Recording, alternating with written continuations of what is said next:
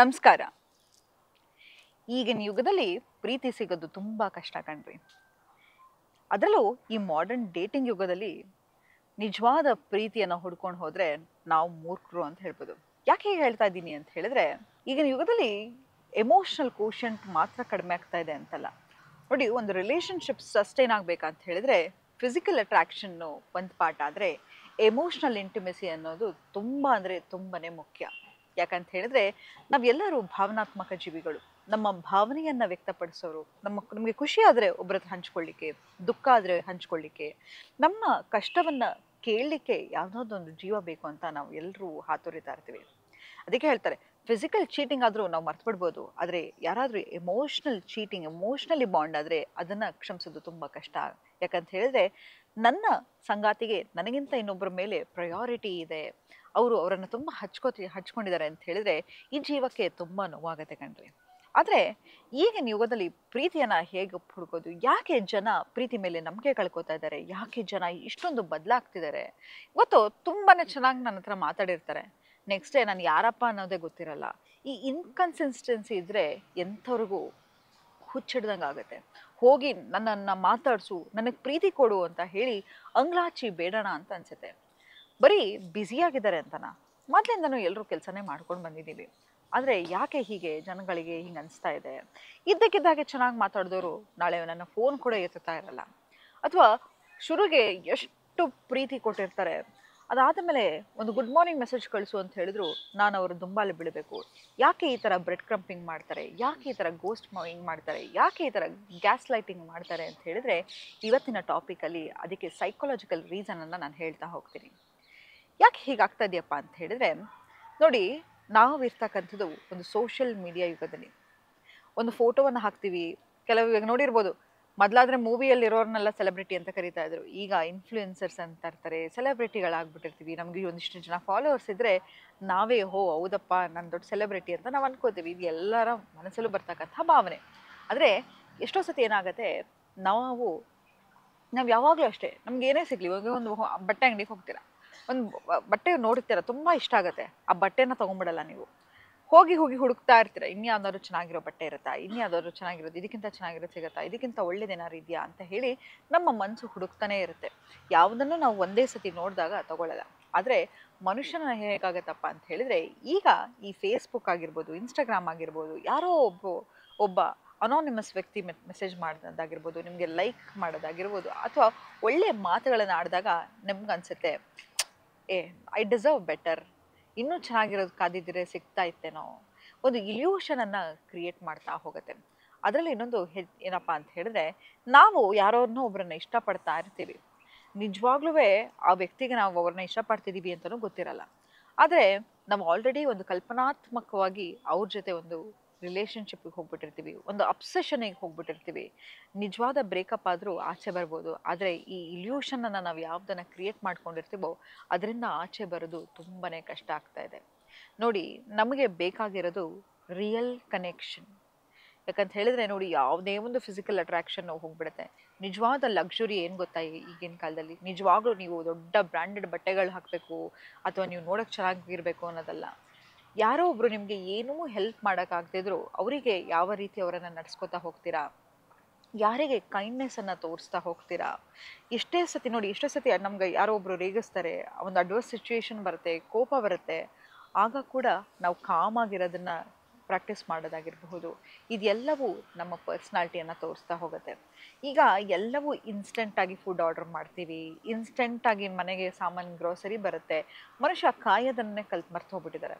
ಆದರೆ ನಮ್ಗೆ ಇದು ಯಾವುದನ್ನು ನಾವು ಇದನ್ನು ಅಭ್ಯಾಸನೇ ಮಾಡ್ತಾ ಇಲ್ಲ. ಅದಕ್ಕೆ ನಾನು ಹೇಳ್ತಾ ಇರ್ತೀನಿ, ಮುಂಚೆ ಆದರೆ ಮೆಡಿಟೇಷನ್ ಅನ್ನೋದು ಆಪ್ಷನ್ ಇರ್ತಿರ್ಲಿಲ್ಲ. ಮೆಡಿಟೇಷನ್ ಅನ್ನೋದು ಏನಾಗತ್ತಂತಪ್ಪ ಅಂದರೆ, ನಿಮ್ಮನ್ನು ಕರೆಂಟ್ ಸಿಚುಯೇಷನ್, ಕರೆಂಟ್ ಮೂಮೆಂಟಿಗೆ ಆ್ಯಂಕರ್ ಮಾಡ್ತಾ ಹೋಗುತ್ತೆ, ನಿಮ್ಮ ಮನಸ್ಸನ್ನು ಒಂದು ಉಲ್ಲಾಸಭರಿತವಾಗಿ ಇಡಿಸುತ್ತೆ, ಕಾಮ್ನೆಸ್ಸನ್ನು ಕಲಿಸ್ತಾ ಹೋಗುತ್ತೆ, ಪೇಷನ್ಸನ್ನು ಕಲಿಸ್ತಾ ಹೋಗುತ್ತೆ.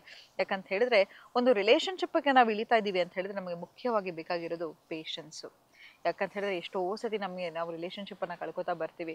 ಯಾವಾಗ ಒಂದು ರಿಲೇಷನ್ಶಿಪ್ಗೆ ಇಳಿತೀವಿ ನೋಡಿ, ನೀವು ಸಿಂಗಲ್ ಆಗಿರ್ತೀವಿ, ನಿಮಗೆ ಯಾವುದೇ ರೀತಿಯ ಪ್ರಾಬ್ಲಮ್ ಅಂತ ಅನಿಸ್ತಾ ಇರಲ್ಲ. ರಿಲೇಶನ್ಶಿಪ್ ಹೋದ ತಕ್ಷಣ ನಿಮ್ಮ ಹಿಡನ್ ಟ್ರಿಗರ್ಸ್ಗಳು ಆಚೆ ಬರ್ತಾ ಇರುತ್ತೆ, ನಿಮ್ಮ ಚೈಲ್ಡ್ಹುಡ್ ವೂಂಡ್ಸ್ಗಳು ಆಚೆ ಬರ್ತಾ ಇರುತ್ತೆ, ನಿಮ್ಮ ಇನ್ಸೆಕ್ಯೂರಿಟಿಗಳು ಆಚೆ ಬರ್ತಾ ಇರುತ್ತೆ.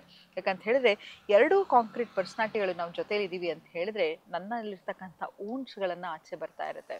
ಅದಕ್ಕೆ ನಾನು ಹೇಳ್ತಿರ್ತೀನಿ, ಈ ಥರ relationship can make you or break you ಅಂತ. ಯಾಕಂತ ಹೇಳಿದ್ರೆ ಒಂದು ರಿಲೇಶನ್ಶಿಪ್ಪು ನಿಮ್ಮನ್ನು ಹೀಲ್ ಮಾಡಲಿಕ್ಕೆ ಜನಗಳು ಬರ್ತಾ ಇರೋದು. ಅದನ್ನೇ ನಾನು ಹೇಳ್ತಾ ಹೋಗ್ತೀನಿ, ಕಾರ್ಮಿಕ್ ರಿಲೇಶನ್ಶಿಪ್ ಅಂತ. ನಿಮಗೆ ನಿಮ್ಮ ಲೈಫಲ್ಲಿ ಒಂದು ಪಾಠ ಕಲಿಸೋಕ್ಕೆ ಒಂದು ವ್ಯಕ್ತಿ ಬರ್ತಾ ಇರ್ತಾರೆ. ಯಾವತ್ತೂ ತಿಳ್ಕೊಳ್ಳಿ, ಬರೀ ಒಂದು ವ್ಯಕ್ತಿ ಅಲ್ಲ, ಯಾವುದೇ ಒಂದು ಸಿಚುಯೇಷನ್ ನಿಮ್ಮ ಲೈಫಲ್ಲಿ ಬರಲಿ, ಅದು ಏನೋ ಒಂದು ಪಾಠವನ್ನು ಕಲಿಸ್ತಾ ಇರುತ್ತೆ. ಕೂತು ಕೇಳಿ, ಆರ್ ಯು ಡೂಯಿಂಗ್ ಓಕೆ, ಏನು ನಿನಗೆ ಪ್ರಾಬ್ಲಮ್ ಆಗ್ತಿದೆ, ಏನು ಈ ಸಿಚುಯೇಷನ್ ನಿನಗೆ ಪಾಠ ಕಲಿಸ್ತಾ ಇದೆ ಅಂತ. ಯಾವಾಗ ನಿಮ್ಮ ಜೊತೆ ನೀವು ಕೂತ್ಕೊಂಡು ಅನಲೈಸ್ ಮಾಡ್ತಾ ಹೋಗ್ತೀರೋ ಖಂಡಿತ ನಿಮ್ಮಲ್ಲಿ ಬದಲಾವಣೆ ಆಗ್ತಾ ಹೋಗುತ್ತೆ. ಯಾವತ್ತೂ ಇನ್ಸ್ಟೆಂಟಾಗಿ ಸೊಲ್ಯೂಷನನ್ನು ಹುಡುಕ್ಲಿಕ್ಕೆ ಹೋಗಬೇಡಿ. ಯಾವಾಗ ಒಂದು ನಿಮ್ಮ ಮಧ್ಯೆ ಅಥವಾ ನಿಮ್ಮ ಸಂಗಾತಿ ಮಧ್ಯೆ ಒಂದು ಕೋಪ ಅಥವಾ ಅಗ್ರೆಷನ್ ಶುರು ಆಗುತ್ತೆ, ಟೈಮ್ ತಗೊಳ್ಳಿ, ಒಂದು ಬ್ರೇಕ್ ತಗೊಳ್ಳಿ. ನಂತರ ಮತ್ತೆ ವಾಪಸ್ ಬಂದು ಒಂದು ಅರ್ಧ ಗಂಟೆಲಿ, ಬ್ರೇಕ್ ಅಂತ ಹೇಳಿದ್ರೆ ಸೈಲೆಂಟ್ ಟ್ರೀಟ್ಮೆಂಟ್ ಅಲ್ಲ, ಮತ್ತೊಂದು ಅರ್ಧ ಗಂಟೆ ಬಿಟ್ಟು ಬಂದು ಕಾಮ್ನೆಸ್ಸಲ್ಲಿ ಕೂತು ಮಾತಾಡ್ತಾ ಹೋಗಿ, ಒಂದು ಕಾಮನ್ ಗ್ರೌಂಡಲ್ಲಿ. ಬಿಟ್ಟು ಹೋಗೋದು ಒಂದು ಆಪ್ಷನ್ ಕೂಡ ಆಗಿರಬಾರ್ದು. ಯಾವಾಗ ನೀವಿಬ್ಬರು ಜೊತೆಯಲ್ಲಿದ್ದು ಆ ಪ್ರಾಬ್ಲಮನ್ನು ನೋಡಿ, ಯಾವಾಗಲೂ ಹೇಳ್ತೀನಿ, ಫೈಟ್ ಜಗಳ ಮಾಡೋದು ಗಂಡ ಹೆಂಡತಿಯ ಒಳ್ಳೆ ಟ್ರೇಡ್, ಆದರೆ ಆ ಆರ್ಗ್ಯುಮೆಂಟನ್ನು ಹೇಗೆ ರಿಸಾಲ್ವ್ ಮಾಡ್ತೀರಾ ಅನ್ನೋದು ಆ ರಿಲೇಷನ್ಶಿಪ್ ಲಾಂಜಿವಿಟಿಯನ್ನು ತೋರಿಸ್ತಾ ಹೋಗುತ್ತೆ. ನಾವೇನು ಮಾಡ್ತೀವಿ, ನನ್ನ ಪಾರ್ಟ್ನರಿಗೆ ಭಯಪಡಿಸ್ಲಿಕ್ಕೆ ನಾನು ನಿನ್ನ ಬಿಟ್ಬಿಡ್ತೀನಿ, ನಾನು ನಿನ್ನ ಡಿವೋರ್ಸ್ ಮಾಡಿಬಿಡ್ತೀನಿ, ಬ್ರೇಕಪ್ ಮಾಡ್ಕೊಂಬಿಡೋಣ ಅಂತ ಹೀಗೆ ಪದೇ ಪದೇ ಹೇಳ್ತಾ ಇರ್ತೀವಿ. ಆದರೆ ನಮಗೆಲ್ಲರಿಗೂ ಬೇಕಾಗಿರೋದು ಸೆಕ್ಯೂರ್ ಅಟ್ಯಾಚ್ಮೆಂಟ್ ಸ್ಟೈಲ್. ಯಾವಾಗ ನಾವು ಹೀಗೆ ಬ್ರೇಕಪ್ಪನ್ನು ಇನಿಷಿಯೇಟ್ ಮಾಡ್ತಾ ಇರ್ತೀವಿ, ಹೆದರಿಸ್ತಾ ಇರ್ತೀವಿ, ರಿಯಲ್ ಕನೆಕ್ಷನ್ನ ಕಳ್ಕೊತಾ ಹೋಗ್ತೀವಿ. ನಮಗೆ ಬೇಕಾಗಿರೋದು ಒಂದು ರಿಯಲ್ ಬಾಂಡಿಂಗ್, ರಿಯಲ್ ಕನೆಕ್ಷನ್. ಯಾವುದು ನೋಡಿ, ಯಾವುದೇ ಇನ್ಸ್ಟಾಗ್ರಾಮಲ್ಲಿ ಮೆಸೇಜ್ ಮಾಡೋದಾಗಿರ್ಬೋದು, ಅಥವಾ ಒಂದು ಕರೆಂಟ್ ಎಷ್ಟೋ ಸತಿ ಈಗ ನಾವು ನೋಡೋದು ಹೋದರೆ ಮದುವೆ ಆದವ್ರು ಎಷ್ಟೋ ಜನ ಡೇಟಿಂಗ್ ವೆಬ್ಸೈಟ್ಸಲ್ಲಿ ಇರ್ತಾರೆ. ಆದರೆ ಅದೆಲ್ಲವೂ ಕೂಡ ನಿಮಗೆ ಆ ಇನ್ಸ್ಟೆಂಟ್ ಗ್ರ್ಯಾಟಿಫಿಕೇಷನನ್ನು ಕೊಡ್ತಾ ಹೋಗುತ್ತೆ. ಯಾವುದು ಕೂಡ ನಿಮ್ಮ ಸಂಗಾತಿ ಥರ ನಿಮ್ಗೆ ಯಾವುದು ಸೇಫ್ಟಿ ಕೊಡೋಕ್ಕೆ ಹೋಗಲ್ಲ.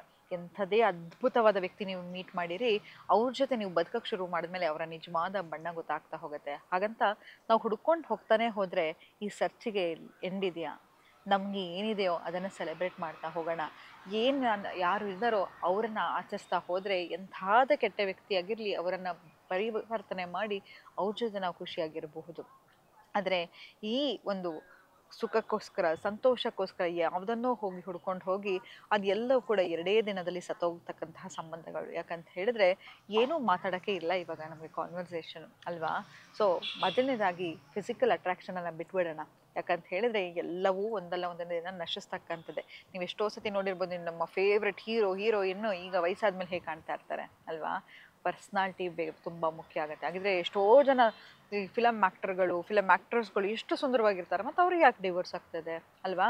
ಸೊ ಯಾರೇ ನೋಡಲಿಕ್ಕೆ ತುಂಬ ಚೆನ್ನಾಗಿರಲಿ, ಹೇಗೇ ಇರಲಿ, ಅವರ ಮನಸ್ಸು ಮುಖ್ಯ ಆಗ್ತಾ ಹೋಗುತ್ತೆ. ನಾವು ನಮ್ಮ ಸಂಗಾತಿಯ ವ್ಯಕ್ತಿತ್ವವನ್ನು ಸೆಲೆಬ್ರೇಟ್ ಮಾಡ್ತಾ ಹೋಗೋಣ. ಯಾವುದೇ ಥರ ಡಿಸ್ಟ್ರಾಕ್ಷನು ಅದು ಡಿಸ್ಟ್ರಾಕ್ಷನ್ನೇ ಹೌದು. ಅದು ಯಾವುದೇ ರೀತಿಯ ನಮಗೆ ಸೇಫ್ಟಿ ಕೊಡಲ್ಲ, ಸೆಕ್ಯೂರಿಟಿ ಕೊಡಲ್ಲ. ಇವತ್ತು ನನ್ನ ತಂದೆ ತಾಯಿಗೆ ಹುಷಾರಾಗಿಲ್ಲ ಅಂತ ಹೇಳಿದ್ರೆ ನನ್ನ ಹೆಂಡತಿ ಬಂದು ನೋಡ್ಕೋತಾಳೆ ಹೊರತು, ಯಾವುದೇ ತರಹ ಒಂದು ಡಿಸ್ಟ್ರಾಕ್ಷನಲ್ಲಿ ಇರ್ತಕ್ಕಂಥವ್ರು ನಮ್ಮ ಹತ್ರ ಸುಖ ಇದ್ದಾಗ ಎಲ್ಲರೂ ನಮ್ಮ ಜೊತೆ ಬರ್ತಾರೆ ಕಣ್ರಿ. ಕಷ್ಟದಲ್ಲಿರೋರು ನಿಜವಾಗ್ಲೂ ನಮ್ಮ ಜೊತೆ ಇದ್ದೇ ಇರ್ತಾರೆ ಯಾವಾಗಲೂ. ಸೊ ಹಾಗಾಗಿ ನಮ್ಮ ಮನೆಯವರನ್ನು ಸೆಲೆಬ್ರೇಟ್ ಮಾಡ್ತಾ ಹೋಗೋಣ, ನಮ್ಮ ಗರ್ಲ್ ಫ್ರೆಂಡನ್ನು ಸೆಲೆಬ್ರೇಟ್ ಮಾಡ್ತಾ ಹೋಗೋಣ, ನಮ್ಮ ಸಂಗಾತಿಯನ್ನು ಸೆಲೆಬ್ರೇಟ್ ಮಾಡ್ತಾ ಹೋಗೋಣ. ನಮಗೆ ಏನು ಸಿಕ್ಕಿದೆಯೋ ಅದನ್ನು ನಾವು ಖುಷಿಯಾಗಿ ಇಟ್ಕೊಳ್ಳೋಣ. ಯಾಕಂತ ಹೇಳಿದ್ರೆ ಈ ಹುಡುಕ್ತಾ ಹೋದರೆ ಯಾವುದು 100% ಅಲ್ಲ ಅಲ್ವಾ. ಒಂದು ರಿಲೇಷನ್ಶಿಪ್ ಅಂತಂದರೆ ಕಾಂಪ್ರಮೈಸು, ನಮ್ಮ ಇನ್ನರ್ ಫ್ಲಾಸನ್ನು ತೋರಿಸ್ತಾ ಹೋಗ್ತಾರೆ. ಸೊ ಹಾಗಾಗಿ ನೀವೇನಾಗಿರ್ತೀರ ಅದನ್ನು ನೀವು ಅಟ್ರ್ಯಾಕ್ಟ್ ಮಾಡ್ತಾ ಹೋಗ್ತೀರಾ. ಮುಂದಿನ ಸಂಚಿಕೆಯಲ್ಲಿ ಲಾ ಆಫ್ ಅಟ್ರಾಕ್ಷನ್ ಬಗ್ಗೆ ಹೇಳ್ಕೊಡ್ತಾ ಹೋಗ್ತೀನಿ. ನಿಮಗೆ ಯಾವ ರೀತಿಯ ಸಂಗಾತಿಯನ್ನು ಅಟ್ರ್ಯಾಕ್ಟ್ ಮಾಡಬೇಕು, ಅಥವಾ ನಿಮ್ಮ ಲೈಫಲ್ಲಿ ಯಾವುದಾದ್ರೂ ನಿಮಗೆ ಏನಾದರೂ ತುಂಬಾ ಬೇಕು ಅಂತ ಅನಿಸ್ತಿದೆ, ಅದನ್ನು ಹೇಗೆ ಪಡ್ಕೊಳ್ಳೋದು ಅನ್ನೋದ್ರ ಬಗ್ಗೆ ಹೇಳ್ತಾ ಹೋಗ್ತೀನಿ ಅಂತ ಹೇಳ್ತಾ ಇವತ್ತಿನ ಸಂಚಿಕೆಯನ್ನು ನಾನು ಮುಕ್ತಾಯಗೊಳಿಸ್ತಿದ್ದೀನಿ. ಧನ್ಯವಾದಗಳು.